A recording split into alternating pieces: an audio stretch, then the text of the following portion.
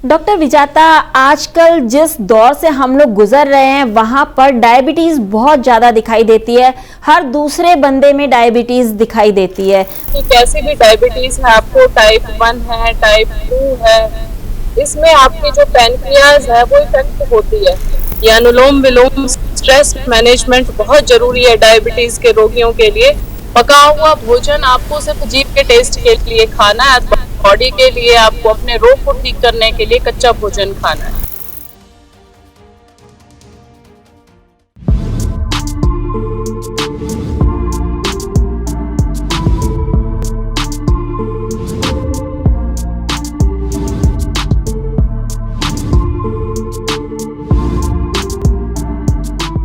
नमस्कार, D5 channel Hindi देख रहे दर्शकों का मैं वंदना स्वागत करती हूं। आज एक बार फिर हम जुड़े हैं वरिष्ठ प्राकृतिक चिकित्सक डॉक्टर विजाता आर्य जी से। डॉक्टर विजाता, आपका बहुत बहुत स्वागत है हमारे इस प्रोग्राम में। Namaste Vandana ji, thank you so much. Doctor Vijata, आजकल जिस दौर से हम लोग गुजर रहे हैं वहाँ पर डायबिटीज़ बहुत ज़्यादा दिखाई देती है। हर दूसरे बंदे में डायबिटीज़ दिखाई देती है। तो सबसे पहले आप हमको ये बता दीजिए शॉर्ट में बिल्कुल कि डायबिटीज़ के लक्षण क्या होते हैं, क्या सिम्टम्स नज़र आते हैं डायबिटीज़ के पेशेंट के। आजकल बहुत ही कॉमन हो गया है डायबिटीज लोगों में, और जिनको नहीं भी है उनको भी डॉक्टर डरा देते हैं कि अभी होने वाली है आपको। तो आज मैं यही बताना चाहूँगी कि कैसी भी डायबिटीज़ है, आपको टाइप 1 है, टाइप 2 है, इसमें आपकी जो पैनक्रियाज है वो इफेक्ट होती है। उसकी वजह से सबसे पहले तो आपका डाइजेशन स्लो हो जाता है, आपका मेटाबॉलिज्म वीक हो जाता है, शरीर में कमजोरी पैदा हो जाती है, कई बार चक्कर आना शुरू हो जाता है, पेशाब से भी हमारे शुगर आनी शुरू हो जाती है, कई तरह के सिम्टम इसमें आते हैं। सिर में चक्कर आना या कुछ काम करने का मन नहीं करना, इस तरह की लेजीनेस फील होता है। और डायबिटीज होने के बाद हर व्यक्ति यही समझ बैठता है कि शायद अब दवाइयों के सिवा उनके पास कोई समाधान नहीं है, लेकिन योग, प्राकृतिक चिकित्सा और आपकी आहार चिकित्सा, इन तीनों के द्वारा हम इसको 100% सॉल्व कर सकते हैं, इसको ठीक कर सकते हैं। डॉक्टर विजाता, आप हमें ये बताइए कि इसमें कौन कौन से योग, आसन, प्राणायाम हमारे लिए मतलब डायबिटीज के पेशेंट के लिए करने उचित रहते हैं, उनको फायदा होता है। बहुत छोटा सा पैकेज है डायबिटीज के रोगियों के लिए, मैं बहुत शॉर्ट में आपको बताऊंगी। सबसे पहले कपालभाति प्राणायाम, सीधे किसी भी आसन में आप बैठ जाए। अच्छा होगा अगर आप वज्रासन में बैठ सकें, पैरों को मोड़ करके, क्योंकि जब आप ऐसे बैठते हैं तो डायबिटीज के बारे में आपको एक बात पता हो कि जिसको अनडाइजेशन रहता है, कब्ज रहता है, उसको डायबिटीज होती है। इसलिए सबसे पहला काम आपको पेट की सफाई का करना है, डाइजेशन को ठीक करना है, और जितने भी पेट पे इफेक्ट देने वाले आसन प्राणायाम हैं वो सब आपको इसमें करने हैं। वज्रासन में बैठ करके धीरे धीरे आपको कपालभाति शुरू करना है और फिर अभ्यास इसको बढ़ाते बढ़ा देना है। कम से कम मिनिमम टाइमिंग 5 मिनट, 1 सेकंड में एक बार, 300 बार। तो कोशिश ये होनी चाहिए आपकी कि कम से कम प्रतिदिन आपका 300 बार मिनिमम टाइमिंग है ये हो जाए। फिर धीरे धीरे जैसे जैसे अभ्यास बढ़ेगा तो 300 से 600 पे आए, 600 से फिर 900 पे आए। इस तरह से 15 मिनट कपालभाति का अभ्यास आपका जरूर हो जाना चाहिए। कपालभाति करते हुए बैक स्ट्रेट, आंखें बंद, और श्वास बाहर निकालेंगे पेट के साथ। एक हाथ अगर आप पेट पे रख के देखेंगे तो जब आप श्वास को बाहर निकालते हैं तो पेट झटके के साथ अंदर जाता है। ये हमारा हो गया पहला प्राणायाम। इसके बाद अनुलोम विलोम, राइट हैंड राइट नोस्ट्रल को पुश करें, लेफ्ट से श्वास 4 की गिनती तक भरें, 4 की गिनती तक रोकें और 8 की गिनती निकाल दें। रेशो आपका 1:2 हो स्टार्टिंग में, धीरे धीरे आपका 3 पे चला जाएगा। जितने समय में लेना है उससे ट्रिपल टाइमिंग में आपको छोड़ना है। ये अनुलोम विलोम स्ट्रेस मैनेजमेंट बहुत जरूरी है डायबिटीज के रोगियों के लिए, क्योंकि बॉडी को तो हम मोस्टली हील कर लेते हैं तरह तरह की उपाय अपना करके, लेकिन डायबिटीज के रोगियों को कहीं ना कहीं टेंशन, डिप्रेशन, स्ट्रेस, एंजाइटी ये भी चलता रहता है। इसके लिए आपको अनुलोम विलोम, नाड़ी शोधन, योग निद्रा जरूर करना चाहिए। अब हम आसनों के लिए, आसनों में सबसे पहला और सबसे ज्यादा इफेक्टिव जो आसन वो है मंडूक आसन। मंडूक आसन भी हम 3 तरह से करेंगे। पहला स्टाइल है आपका, ऐसे दोनों हाथों के अंगूठों को आपस में मिला दें और पैरों के ऊपर रखते हुए धीरे धीरे पास लेके आए। बिल्कुल पैरों के साथ लगा लें, यहाँ पेट के पास। श्वास को बाहर निकालें। बाहर निकालने से पहले एक बार श्वास को पूरा अंदर भर लें, कंप्लीटली एक्सहेल। Inhale, exhale. अब धीरे धीरे आगे झुक जाएं और माथा टिका दें, कोहनियां नीचे लुढ़का दें। इस पोजीशन में आप लंबे गहरे श्वास लेते रहें, छोड़ते रहें, लेते रहें, छोड़ते रहें। श्वास को नॉर्मल रखें। श्वास को रोकने की आवश्यकता नहीं है। श्वास को हमने बाहर निकाल के जब हम आगे झुकते हैं तो श्वास बाहर निकल गया, लेकिन थोड़ी देर में आपका श्वास कंट्रोल नहीं हो पाएगा, तो आप श्वास को कंटिन्यू लेते रहें, छोड़ते रहें, आगे झुके रहें और माथा फर्श पे टिका के एल्बोज को नीचे की ओर ढीला छोड़ दें। इसके बाद जो नेक्स्ट है मंडूक आसन की वेरिएशन, वो है ऐसे मुट्ठियों को बंद करके नाभि के दोनों तरफ लगा दें। श्वास को पूरा अंदर भरें, श्वास को पूरा खाली करें, हाथों को अंदर की ओर दबा दें, सामने देखें और होल्ड करें।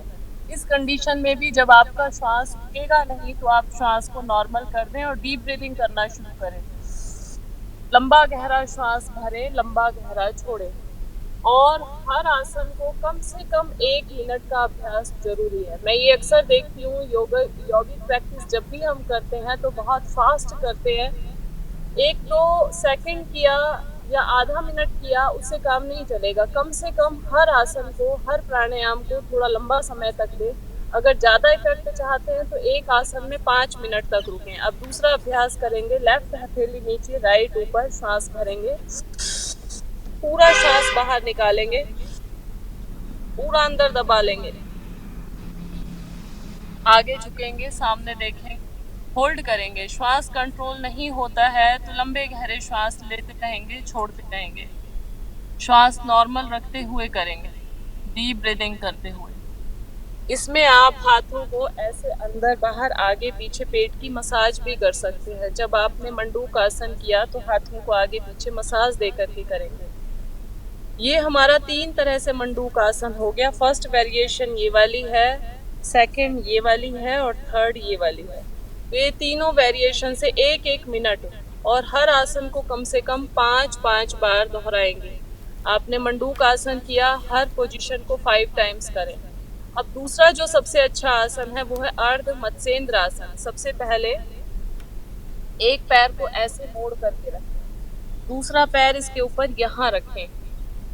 जो पैर नीचे है आपके, वही वाला हाथ चढ़ा करके इसके ऊपर से ले आए और अंगूठा पकड़ लें ऐसे। और श्वास भरते हुए पीछे वाले हाथ से अपना टी शर्ट पकड़ लें और अपोजिट देखें। श्वास को पूरा भर करके रखें, खींच दे जितना हो सके। धीरे से वापस। इसी को आप फिर दूसरे पैर से कर ले, रिपीट करें और हर साइड से, दोनों साइड से इसको आप 1-1 मिनट होल्ड करें। अगर आपका ये आसन नहीं होता, आपका हाथ ऐसे नहीं पकड़ में आता है, तो आपको वक्रासन करना है। एक पैर को सीधा रखें, एक पैर को ऐसे मोड़ करके रखें। ये बहुत ही इजी वेरिएशन है। वक्रासन कर लें। अगर अर्ध मत्स्येंद्र आसन आपका नहीं होता है तो अंगूठा पकड़े, पीछे देखें, सांस अंदर भरें।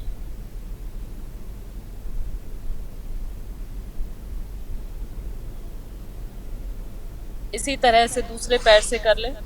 1-1 मिनट का अभ्यास बहुत जरूरी है दोनों आसनों में।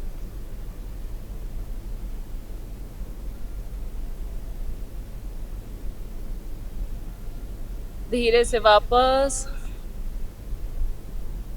इसको भी हम 5 टाइम्स दोनों साइड से करेंगे। 5 टाइम्स राइट से, 5 टाइम्स लेफ्ट से, अर्ध मत्स्येंद्र आसन की तरह। नेक्स्ट आसन सबसे इम्पोर्टेंट है, वो है हमारा धनुरासन। पेट के बल लेट गए, सांस अंदर भरें और दोनों पैरों को ऊपर उठा देना।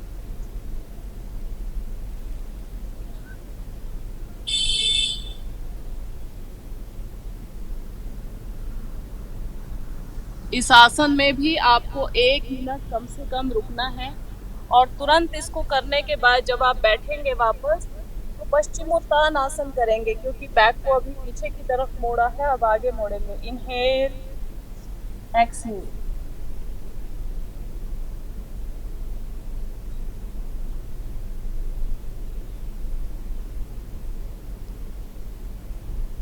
ये बहुत छोटा पैकेज था, और भी बहुत सारे आसन हैं। जितने भी पेट के एक्सरसाइज हैं जिसमें पेट पे प्रेशर पड़ता है, वो सारे ही आसन डायबिटीज के लिए बहुत अच्छे हैं। जैसे उत्तान पादासन है, लेट करके दोनों हाथ साइड में फैला करके। मरकट आसन है, कमर को दाएं बाएं घुमाना है। तो ये बहुत छोटा पैकेज है डायबिटिक लोगों के लिए। मैं अक्सर ये देखती हूँ आजकल कि योग आसन प्राणायाम की वीडियोस आपको बहुत सारी मिल जाती हैं तरह तरह की, यूट्यूब पे, नेट पे। लोग कहते हैं धनुरासन करने से, मंडूक आसन करने से आपका डायबिटीज ठीक हो जाएगा, लेकिन मैं कहती हूँ ये बिल्कुल ठीक नहीं है। केवल मात्र आसन प्राणायाम करने से डायबिटीज ठीक नहीं होगा जब तक आप इसके साथ अपनी डाइट ठीक नहीं करेंगे, प्राकृतिक चिकित्सा की विधियों को अप्लाई नहीं करेंगे। तो इसके बाद जो हम प्राकृतिक चिकित्सा की विधियां हैं वो आपको सिखाएंगे कि कौन कौन सी प्राकृतिक चिकित्सा की क्रियाएं इसमें की जाएं। तो उसमें सबसे पहला है हमारे पास ये टब। इस तरह से टब होता है। इस टब के अंदर आपको पानी भरना है, और इस टब के अंदर, आओ एक बार बैठ के दिखा दो। पानी भरने के बाद आपको इसमें बैठना है। नाभि तक पानी आपका डिप हो जाए, आपकी नाभि पूरा डिप हो जाए पानी के अंदर, और इस तरह से आपको बैठना है। कपड़े उतार दें, अंडरगारमेंट्स पहने रखें, और सिर के ऊपर एक ठंडा कपड़ा लपेट दें। इस तरह से टब में बैठना है।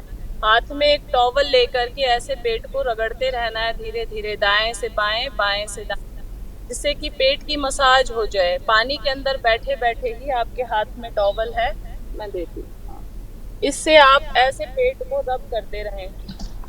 ये कपड़े पहन के बैठे हैं, लेकिन आपको कपड़े उतार के बैठना है। पानी ठंडा रखना है, नॉर्मल टेम्परेचर जो आपके घर में टैप का पानी आता है उसी पानी से आपको करना है।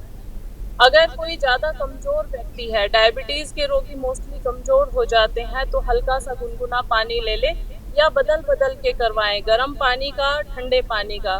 तुरंत गर्म पानी में बिठाएं, तुरंत ठंडे पानी में बिठाएं।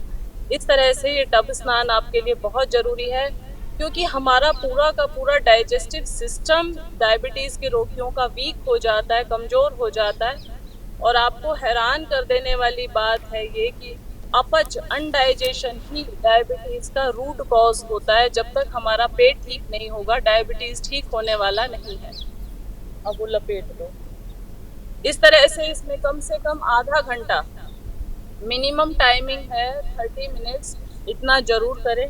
इसके बाद जो दूसरी क्रिया है ये है पट्टी, गरम पट्टी, ठंडी पट्टी। ये पट्टी है पेट के लिए। इस तरह से गीला कर लें इसको और पेट पे लपेट दें, रैप कर दें पूरा। ये आप घर में टॉवल, दुपट्टा या कोई खादी की चादर आपकी वेस्ट पड़ी हो उसमें से भी काट करके बना सकते हैं। इस तरह से लपेट लें। पट्टी थोड़ा टाइट होनी चाहिए, लूज नहीं होनी चाहिए, स्किन के साथ पूरी चिपकी हुई होनी चाहिए। इसके ऊपर ये गरम पट्टी आपको लपेटनी है। पहले ठंडी लपेटी और उसके बाद फिर आपको ये गरम लपेट इसके ऊपर लगानी है। इस तरह से ये आप दिन में 1 बार 2 बार या रात को सोते टाइम भी लगा करके सो सकते हैं।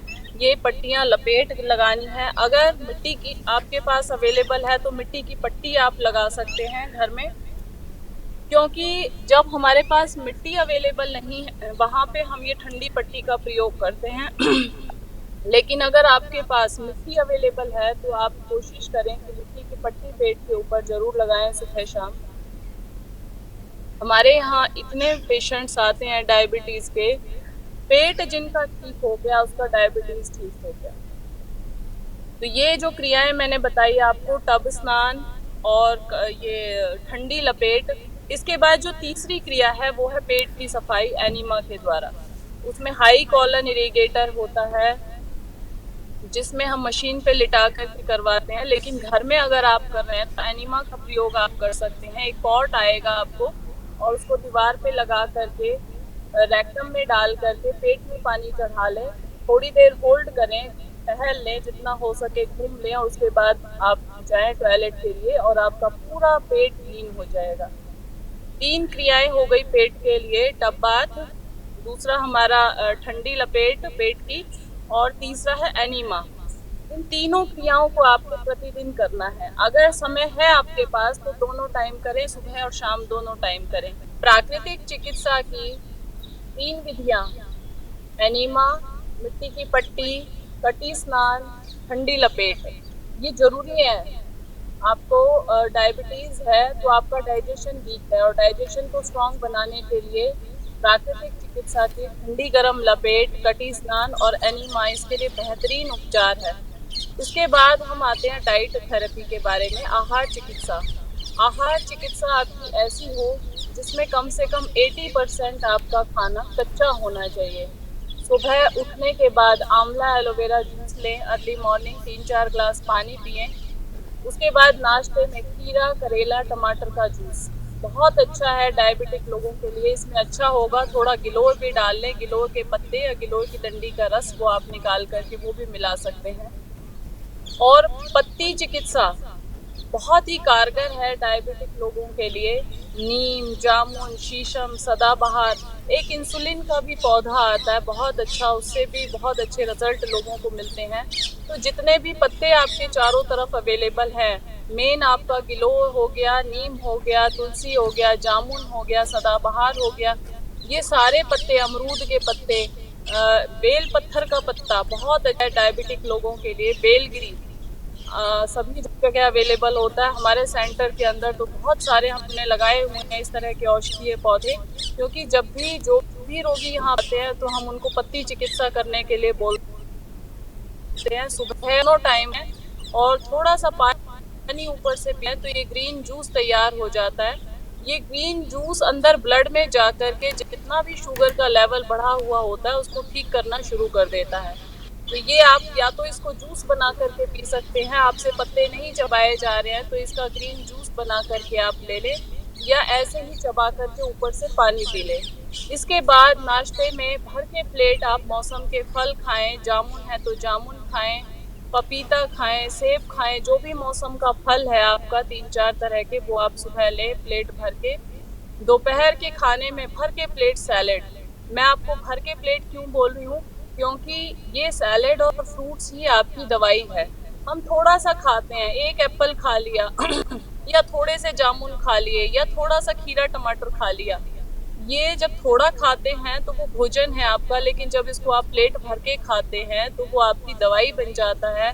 एज ए मेडिसिन आपको खाना है प्लेट भर के, पेट भर के। इसको खाने के बाद आप नॉर्मल रूटीन का जो थोड़ा बहुत आपको खाना होता है, इसमें हम गेहूं की रोटी बंद कर देते हैं। मेथी बहुत अच्छा है, मेथी दाने को आप रात को भिगो दें, सुबह इसका पानी भी पी लें और इसको अंकुरित करके मेथी दाना तैयार करें। भीगी हुई दालें, अंकुरित दालें बहुत अच्छा है, आपको एनर्जी भी देंगी और आपका शुगर लेवल बिल्कुल नहीं बढ़ेगा। चना, मूंग, मोठ, मूंगफली, ये सारी चीज़ें रात को सोख कर दें पानी में और इसके अंदर प्याज, खीरा, टमाटर डाल करके बहुत टेस्टी आपका दोपहर का खाना तैयार हो जाता है। किसी दिन रोटी, किसी दिन दलिया, किसी दिन खिचड़ी, तो इस तरह से किसी दिन स्प्राउट्स आप खा सकते हैं। लेकिन तब जब पहले खा लें, मैं अक्सर कहती हूँ कि पहले कच्चा खा जाओ फिर माल उड़ाओ सारे। जितना भी कच्ची चीजें हैं उसको हमेशा पहले खाना है, प्लेट भर के खाना है, पेट भर के खाना है, और 12 बजे से पहले पहले ले लो। 12 बजे के बाद पका हुआ भोजन खाना है। पका हुआ भोजन आपको सिर्फ जीभ के टेस्ट के लिए खाना है, बॉडी के लिए, आपको अपने रोग को ठीक करने के लिए कच्चा भोजन खाना है। इसके बाद शाम को 3-4 बजे जब भी आपको भूख लगे, या तो हरा रस लें या आप लें, या आप यही जो आपको खीरा, करेला, टमाटर दिया गया था यही दोबारा ले सकते हैं। नारियल पानी कुछ दिन स्टार्टिंग में अवॉइड करें, जब आपका कंट्रोल रहने लग जाए उसके बाद आप लेना शुरू कर सकते हैं। रात को डिनर में भी पहले प्लेट भर के कच्ची सब्जियां या फल, दोनों में से कुछ भी ले सकते हैं। किसी दिन फल ले लें, किसी दिन कच्ची सब्जियां ले लें, और उसके बाद थोड़ा सा दलिया या खिचड़ी, या तो मिलेट्स का खिचड़ी दलिया या और डाल सकते हैं। लेकिन गेहूं, व्हीट स्टार्टिंग में अवॉइड करें, कुछ दिन के लिए गेहूं बंद रखें। चाय, चीनी, लाल मिर्च, मांस, अंडा, शराब, इनको अवॉइड करें। गाय की छाछ अगर आपके पास है, लस्सी है, तो उसको आप यूज़ कर सकते हैं। दोपहर के खाने के बाद लस्सी ले सकते हैं। दूध नहीं लेना है अभी आपको, दूध बिल्कुल बंद है। और ये जो डाइट है 80% कच्चा भोजन, 20% पका हुआ अगर लेंगे, ये सारे आसन प्राणायाम करेंगे, प्राकृतिक चिकित्सा की क्रियाएं करेंगे, ग्रीन जूस सुबह शाम पिएंगे, कपालभाति करेंगे, अनुलोम विलोम करेंगे, 100% आपका शुगर ठीक होगा। कोई दुनिया की ताकत आपको ठीक होने से नहीं रोक सकती। फिर भी अगर ऐसा लगे कि मैं घर में ये सारी चीजें नहीं कर पा रही हूँ, व्यवस्था मुझसे नहीं हो पा रही है, तो आप किसी नजदीक के प्राकृतिक चिकित्सालय में जाएं, इन सारी चीजों को प्रैक्टिकली सीख लें और सीखने के बाद अप्लाई करें। डॉक्टर विजेता, कई दर्शक हमसे आपका नंबर पूछते हैं और कहते हैं कि हमें डॉक्टर से सीधी बात करनी है, तो उसके लिए आप अपना नंबर बताएं, अपने सेंटर का पता भी बताएं। वंदना जी, कायाकल्प योगा नेचर क्योर इंस्टीट्यूट, सोहना, गुरुग्राम, हरियाणा में ये है। और मेरा कॉन्टैक्ट नंबर है 8816893478। ये आप वेबसाइट से भी ले सकते हैं, www.kayakalpsohna.com, 8816893478। और वेबसाइट है www.kayakalpsohna.com। आप यहाँ 7 दिन के लिए, 15 दिन के लिए रेजिडेंशियल आकर के नेचुरोपैथी ट्रीटमेंट को ले सकते हैं, सीख सकते हैं और आजीवन रोगों के कुचक्र से मुक्ति पा सकते हैं। डॉक्टर विजेता, बेहतरीन जानकारी देने के लिए आपका बहुत बहुत धन्यवाद। थैंक यू सो मच वंदना जी, आपका भी। अगले एपिसोड में आपसे फिर मुलाकात होगी, तब तक के लिए नमस्कार।